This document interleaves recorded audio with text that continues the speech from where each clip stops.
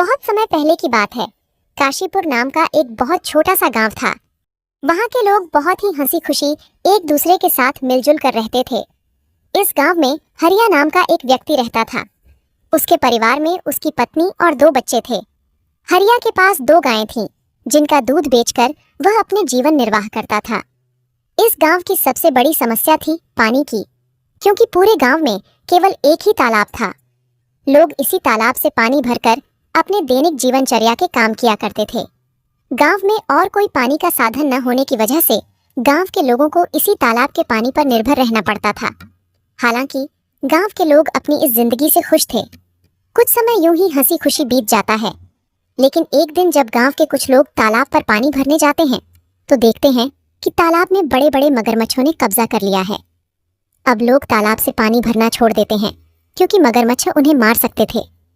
थोड़े दिन बाद कुछ लोगों ने हिम्मत करके उस तालाब से पानी लाने की कोशिश की, मगर तालाब के मगरमच्छ उन्हें भी मारकर खा गए। इस घटना से पूरे गांव में भय और हड़कंप मच गया।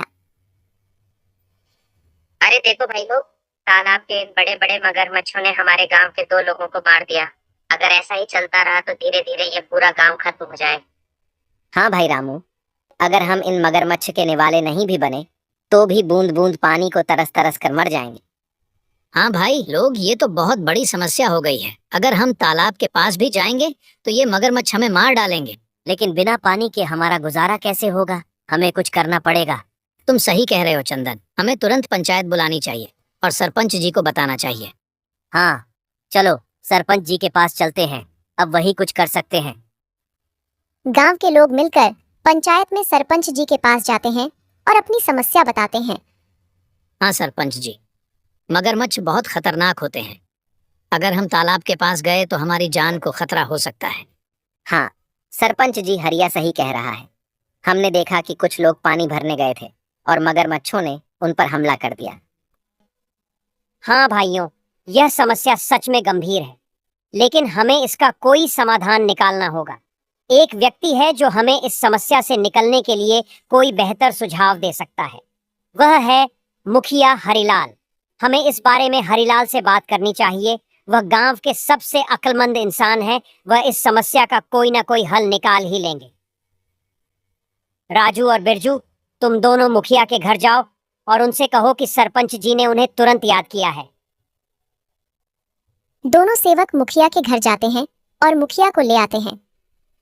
सरपंच जी, कहिए, आपने हमें कैसे याद किया? हरिलाल, हमारे गांव के तालाब पर मगरमच्छों ने कब्जा कर लिया है और लोगों को पानी के लिए बहुत समस्या हो रही है। अब तुम उनकी समस्या का कोई समाधान निकालो। मुझे तो कुछ समझ ही नहीं आ रहा, आखिर उन मगरमच्छों से कैसे छुटकारा पाया जाए।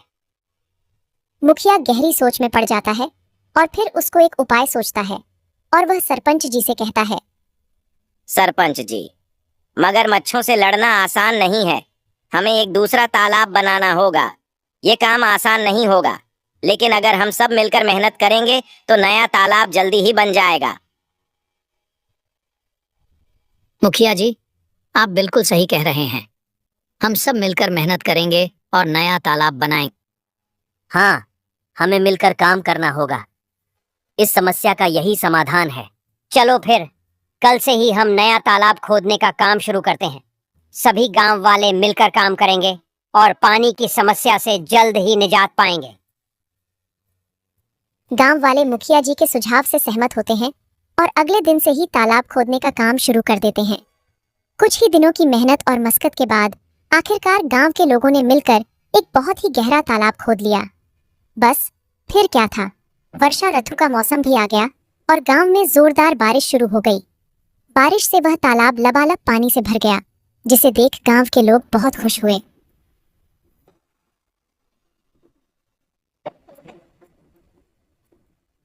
अरे हरिया, यह देखो, हमारा तालाब कैसे पानी से भर गया है। अब हमें पानी के लिए उस मगरमच्छ वाले तालाब में जाने की जरूरत नहीं पड़ेगी। हम यही पास ही के तालाब से पानी भर लिया करेंगे। हाँ काका, आज मैं बहुत खुश हूँ।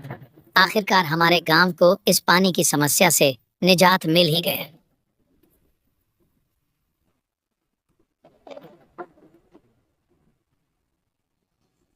ऐसे ही कुछ दिन हंसी खुशी बीत जाते हैं। गांव के लोग तालाब के होने से बहुत खुश थे, लेकिन एक दिन गांव के लोगों की खुशी को जैसे किसी की नजर ही लग गई।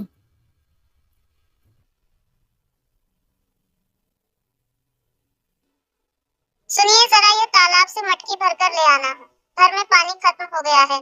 और हाँ, थोड़ा जल्दी आना। वहाँ गांव वाले लोगों से बातें करने मत बैठ जाना जब तक मैं आपके लिए गाय का दूध निकाल देती। ठीक है राधा, लाओ 2 मटकी मुझे, मैं अभी पानी भर लाता हूँ।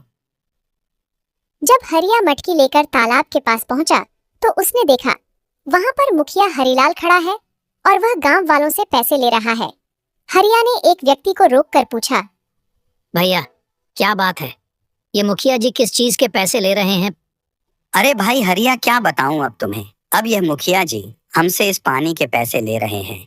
इनका कहना है कि जिसे भी इस तालाब से पानी भरना है उसको पैसे देने होंगे, और जो पैसे नहीं देगा उसे तालाब से पानी नहीं भरने दिया जाएगा। भगवान जाने अब इस गांव में क्या कहर आने वाला है। हरिया पानी भरने के लिए तालाब के पास खड़ा हो जाता है। जैसे ही वह तालाब से पानी भरने जाता है, मुखिया उसे रोकते हुए कहता है, हरिया, तुम क्या कर रहे हो? तुम्हें पता नहीं है कि यहाँ से पानी भरने के लिए पैसे देने होंगे? लेकिन यह तो गांव का तालाब है, यहाँ पानी भरने के लिए पैसे क्यों देने पड़ेंगे? यह नियम अब बदल गया है। यहाँ से पानी भरने के लिए हर किसी को पैसे देने होंगे। ये तो सरासर अन्याय है। ये तालाब सबके लिए है, हमने मिलकर इसे खुदा है। तुम पैसे कैसे मांग सकते हो? मुझे कानून मत सिखाओ, यह मेरा आदेश है, और जो इसे नहीं मानेगा उसे तालाब से पानी नहीं मिलेगा। ये बिल्कुल गलत है। मैं इस बात को जमींदार साहब के पास ले जाऊंगा, तुम्हें इसका जवाब देना होगा। जाओ जाओ, जमींदार साहब के पास जाओ, लेकिन तुमने इस बारे में जमींदार के सामने अपना मुंह भी खोला तो तुम्हें और तुम्हारे परिवार को इसके गंभीर परिणाम भुगतने पड़ सकते हैं। मेरी शिकायत करने से पहले एक बार अपने परिवार के बारे में भी सोच लेना। हरिलाल से पंगा लेना तुम्हारे परिवार पर भारी पड़ सकता है। ठीक है, मैं पैसे दे दूंगा, लेकिन याद रखना यह अन्याय ज्यादा दिनों तक नहीं चलेगा। हरिया मजबूरी में पैसे देकर पानी भरता है और वहां से चला जाता है।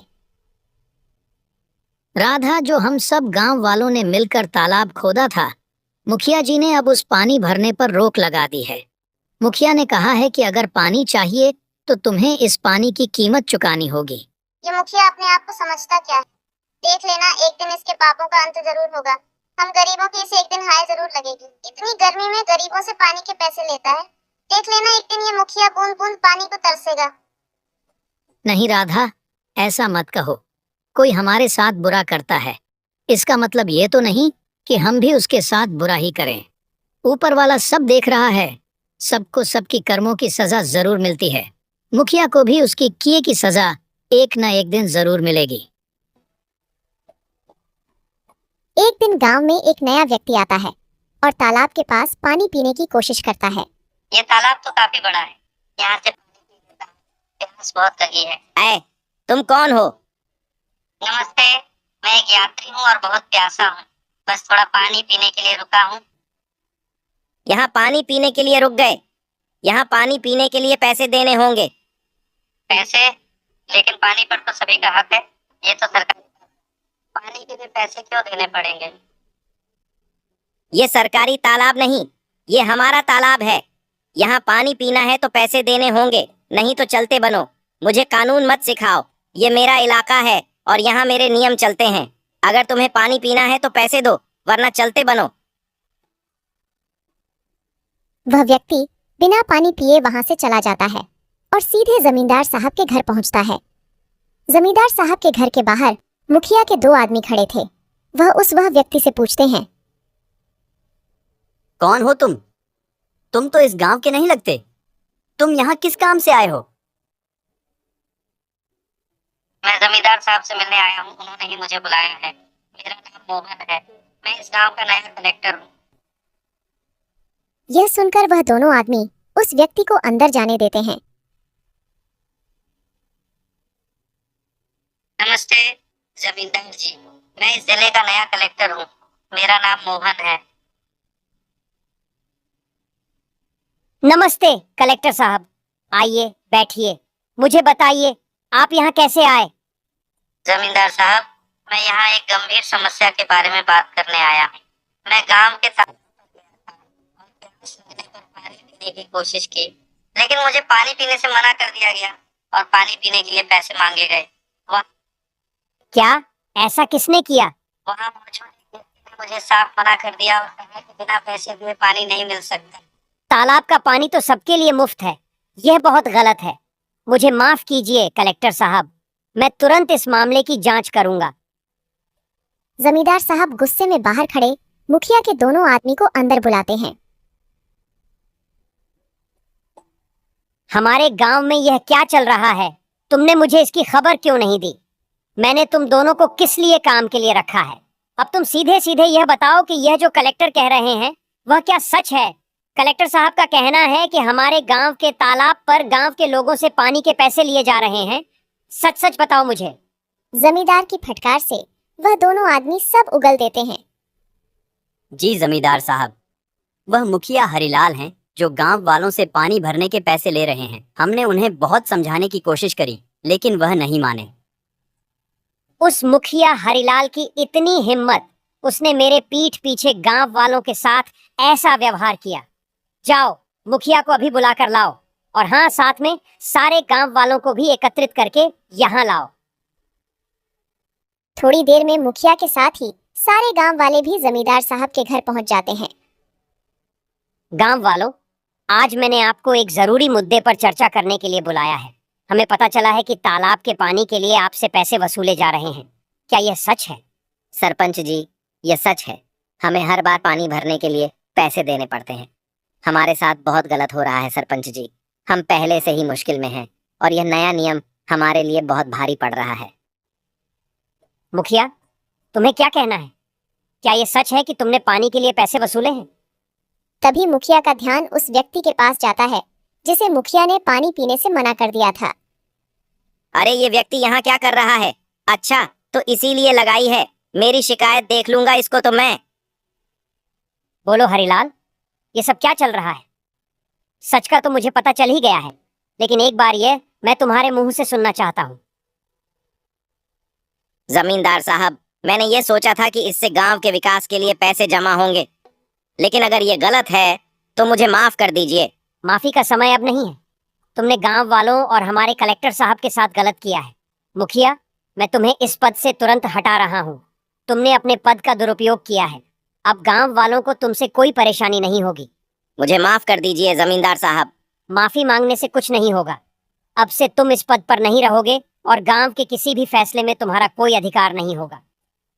जमींदार साहब, हमें तो लगता था कि यह तालाब सभी के लिए है, लेकिन मुखिया जी ने इसे अपनी संपत्ति ही बना लिया है। गांव वालों, मुझे खेद है कि आपको ऐसी कठिनाइयों का सामना करना पड़ा। मैं आपको आश्वासन देता हूं कि आगे से ऐसा कोई अन्याय नहीं होगा। तालाब का पानी अब सभी के लिए मुफ्त होगा। धन्यवाद जमींदार साहब, आपने हमें न्याय दिलाया।